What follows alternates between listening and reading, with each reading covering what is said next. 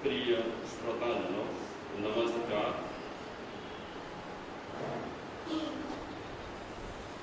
माटीनो पिंड ज्यां सुधी पिंड रूपे होय त्यां सुधी खास करीने विशेष उपयोग थतो नथी। ए माटीनो पिंड ज्यारे आकार धारण करे, ए माटीनो पिंड ज्यारे आकृति धारण करे त्यारे माटीनो पिंड विशेष उपयोगी बनतो होय छे। तो जे रीते माटीना पिंडनी वात छे ते रीते आपणा जीवननी वात छे। ज्यां सुधी आपणे पिंड रूपे रहेला होईए, मतलब के जीवन केवी रीते जीवવું જોઈએ એની કોઈ પણ આપણે ગોઠવણ કરી ન હોય ત્યાં સુધી એમ કહી શકાય કે આપણે આપણા જીવનને આકાર આપી શક્યા નથી, આકાર આપ્યો નથી। અને જ્યાં સુધી આપણે આપણા જીવનને આકાર ન આપીએ ત્યાં સુધી આપણા જીવનની પણ વિશેષ કિંમત હોતી નથી। જીવનને સફળ બનાવવા માટે, જીવનને સારું બનાવવા માટે જીવનને કંઈક આકાર આપવો જોઈએ। આકાર આપવા માટે મહાપુરુષોએ વ્યવસ્થા આપી છે, ઉપદેશ આપ્યો છે કે મનુષ્ય જીવન મળ્યા પછી તમે જીવનને કઈ રીતે આકાર આપશો, કેવી રીતે આકાર આપશો। તો મહાપુરુષોએ જે રસ્તા બતાવ્યા છે, મહાપુરુષોએ જે માર્ગ બતાવ્યા છે, એ માર્ગ પ્રમાણે આપણે કંઈક સમજી કરી અને વ્યવસ્થિત જીવન જીવવા માટે કોશિશ કરીશું તો આપણા જીવનની કિંમત રહેલી છે। આપણું જીવન આપણે જ મહાન બનાવી શકીએ છીએ। જીવનનું અવમૂલ્યન કરવું કે જીવનને મૂલ્યવાન બનાવવું એ માણસના હાથમાં છે। આપણે એવા વ્યવહાર કરીએ તો આપણે આપણા જીવનનું આપણા હાથે અવમૂલ્યન કરી શકીએ છીએ અને એવા સારા આપણે વ્યવહાર કરીએ તો આપણે આપણા જીવનનું મૂલ્ય પણ કરી શકીએ છીએ અને સારો મૂલ્ય કરી શકીએ છીએ।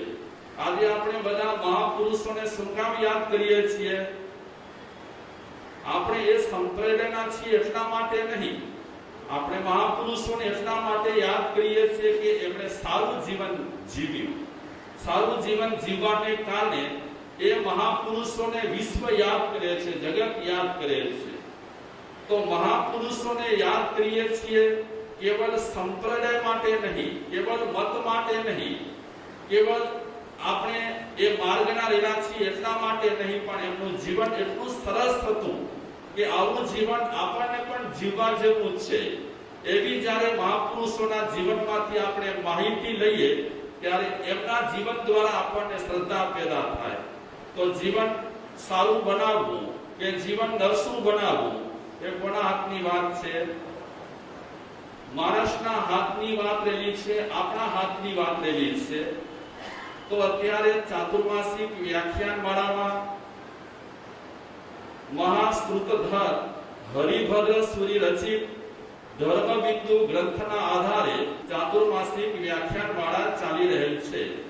એટલે માર્ગાનુસારીના 35 બોલ, એ માણસાઈના 35 ગુણ, અને એ 35 ગુણમાં પહેલો ગુણ આપણે વિચારી ચૂક્યા, બીજો ગુણ પણ વિચારી ચૂક્યા, ત્રીજો ગુણ આપણે વિચારી રહ્યા છીએ।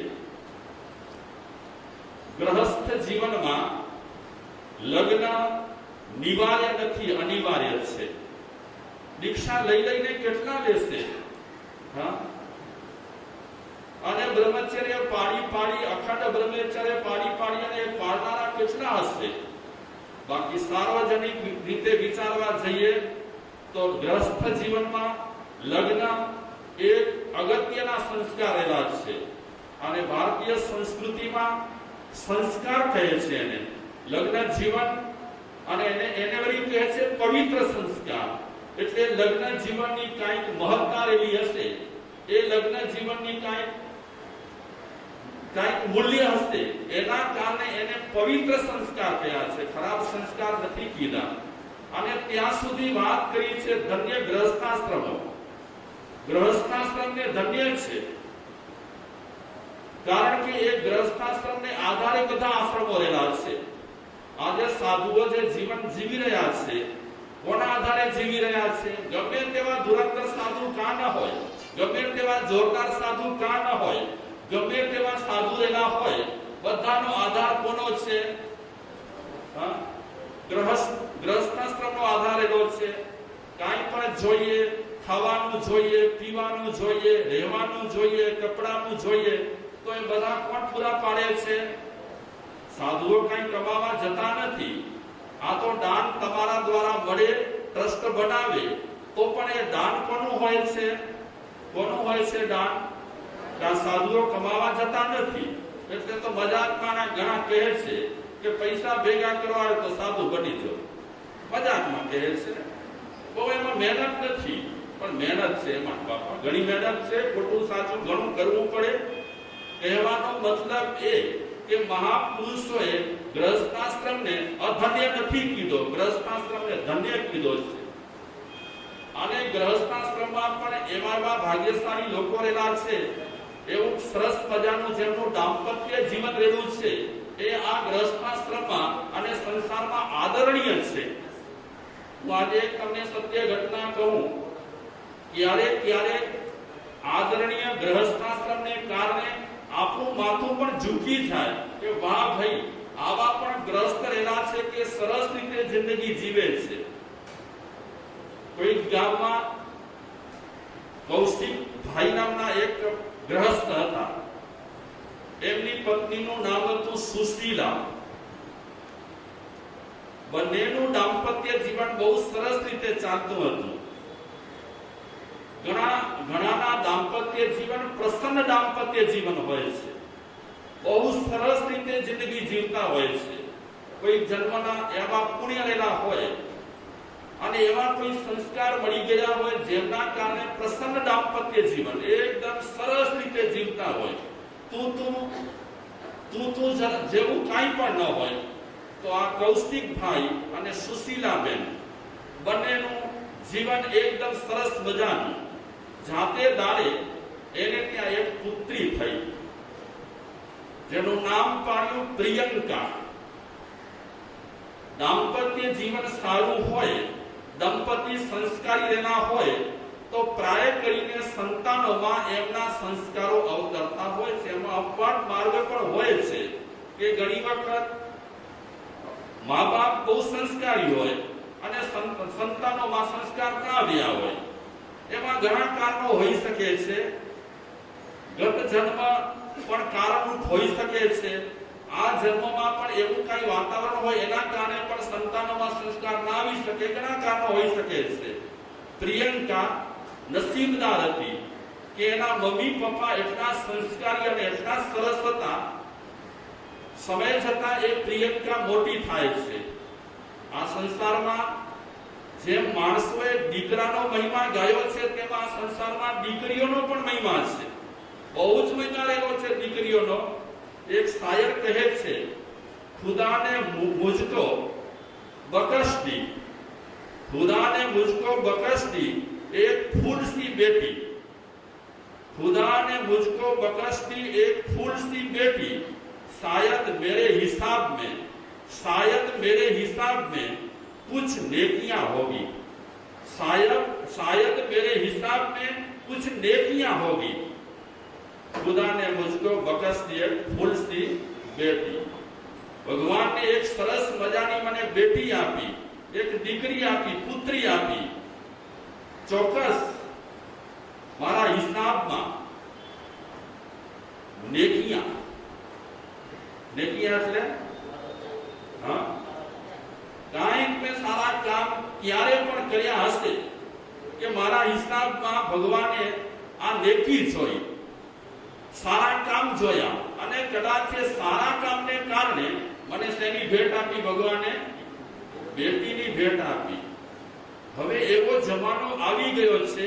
પહેલાના જમાનામાં બેટાનો મહિમા ગવાતો, પુત્રનો મહિમા ગવાતો, દીકરાનો મહિમા ગવાતો. હવે ધીમે ધીમે આ માહોલ જામી રહ્યો છે. દીકરીઓનો પણ દીકરા કરતા પણ વિશેષ મહિમા ગવાતો થયો છે.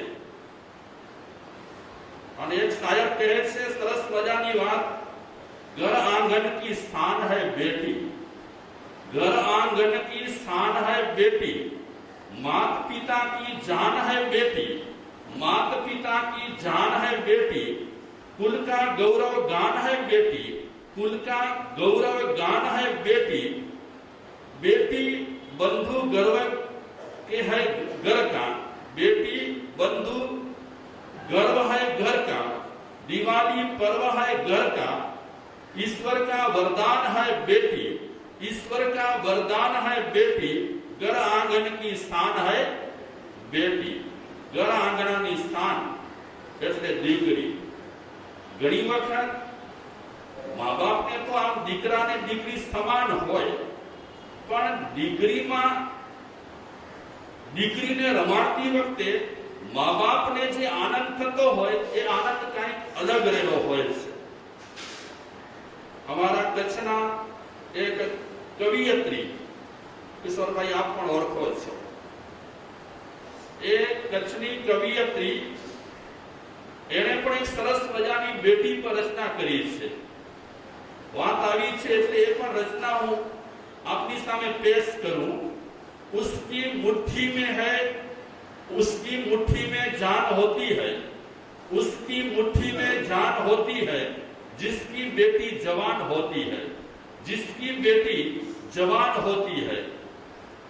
हाँक दो जिस तरह हाँक दो जिस तरह चली जाए, हाँक दो जिस तरह चली जाए। આપણે કહીએ છીએ ને, આપણે ત્યાં કહેવત છે, દીકરીને ઘાય દોરે ત્યાં જાય। તો આ કવિયત્રી પણ કહે છે, हाँक दो जिस तरफ चली जाए। बेटियां बेजुबान होती है, बेटियां बेजुबान होती है, जैसा चाहे झुका लो इनको तुम, जैसा चाहे झुका लो इनको तुम। बेटियां तो कमान होती है, बेटियां तो कमान होती है। बेटे होते हैं पहाड़ के जैसे, बेटे होते हैं पहाड़ के जैसे। बेटियां आसमान होती है, बेटियां आसमान होती है। मोतियां सा संभाल कर रखना, मोतियां सा संभाल कर रखना। बेटियां तो घर की शान होती है, बेटियां तो घर की शान होती है। जे माँ बाप बेटी ने उछेरी होय, दीकरी ने उछेरी होय, ए माँ बाप ने આવી રચનાઓ સાંભળતા સાંભળતા રસ જાગે અને બેટી નજર સામે આવી જાય કે હા સાચી વાત છે, મારી બેટી નાની હતી ત્યારે અલગ મલકની કેવી સરસ મજાની વાતો કરતી હતી। તો આ રચના બનાવી છે મોનિકા હઠીલા। નામ સાંભળ્યું છે આપે? બરાબર, રાઈટ। પેલા એ સાઉથમાં રહેતા હતા, હવે કચ્છમાં રહેતા થયા છે। તો દીકરાનો મહિમા એ રીતે માણસો ગાય છે કે વારસો રાખે, એ માણસો માની રહ્યા છે। પણ હવે તો તમે પણ અનુભવમાંથી પસાર થઈ ગયા છો અને અમને પણ થોડો ઘણો કાંઈક અનુભવ થઈ રહ્યો છે। ભલે ને અમે આમ તો નાની ઉંમરમાં દીક્ષા લીધેલી હોય, પણ ઘરની રામાયણ અમારી પાસે તો આવતી જ હોય।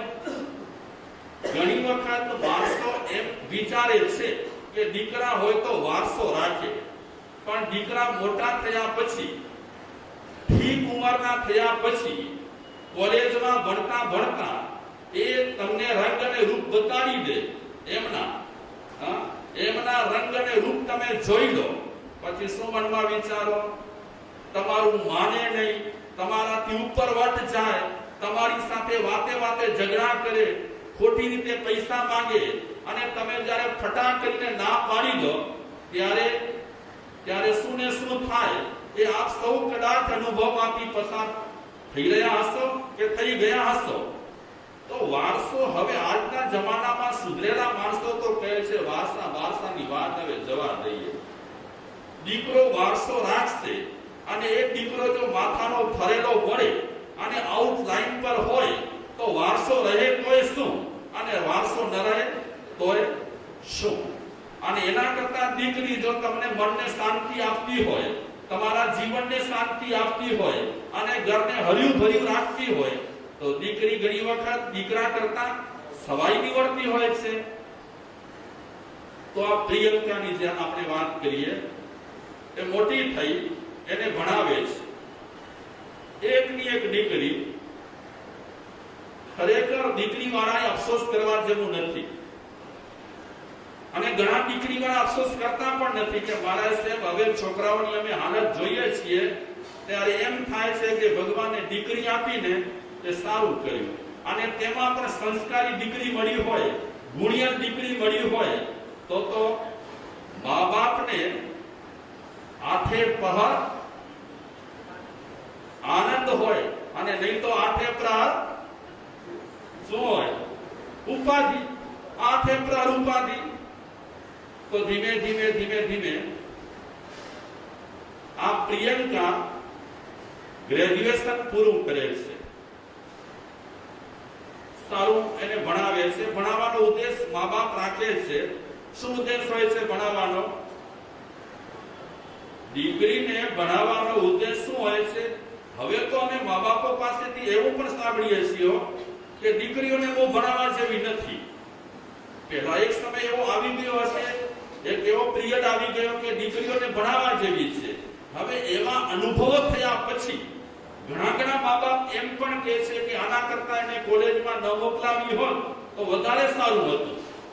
આ તો ઠીક છે, બન્યા કરે બનાવ સંસારમાં, આમાં તમે અફસોસ ન કરજો. સારું અર્થ હોય સંસ્કારમાં, દીકરા દીકરી સારા હોય તો પાર માનવાનો કોનો પાર? ભગવાનનો પાર માનવાનો. અને માની લો કે તમારાથી ઉપરવટ જતા હોય તો કપાળ પર હાથ રાખી અને કહેવાનું, શું કહેવાનું? કરમ ફૂટેલા આવા મળ્યા. કઈ ને કઈ સમાધાન તો માણસને કરવું જ પડે. બહુ આપણે ટેન્શન રાખીએ, બહુ અફસોસ કરીએ તો એનાથી પણ કઈ ફાયદો કે સુધારો થાય તેમ ન હોય તો છેલ્લે ભગવાન પર અને છેલ્લે કોના પર મૂકી દેવાનું? કરમ પર. છોકરીનો અભ્યાસ પૂરો થયો અને એ છોકરીએ એક જોબ શોધ્યો. બેંકનો એને જોબ મળ્યો. પિતાજીની એક વાત એ માને, એક વાત ઉછલાવે નહીં. મા બાપને બહુ સન્માને. તો પિતાજીએ કીધું કૌશિકભાઈએ કે બેટી, મેં સાંભળ્યું બેટાને બેટી ન કહેવાય, બેટાને બેટી ન કહેવાય, પણ બેટીને બેટા કહેવાય. મહિમા છે, બેટીનો મહિમા છે. અને બેટાને આપણે બેટી કહીએ ને તો કઈ છે બાપુજી જરા સંભાળીને બોલો. પણ બેટીને બેટા કહીએ તો બેટી રાજી થાય કે બાપુજી કેટલો લાડ કરે છે, કેટલો મીઠો શબ્દ બોલે છે. તો એ પ્રિયંકા બેંકમાં જોબ કરવા લાગી. તો એના પિતા, બેટા તને જે પૈસા મળે ને એ તો તારી પાસે રાખજે, બચત કરજે, ભવિષ્યમાં તને કામ લાગશે.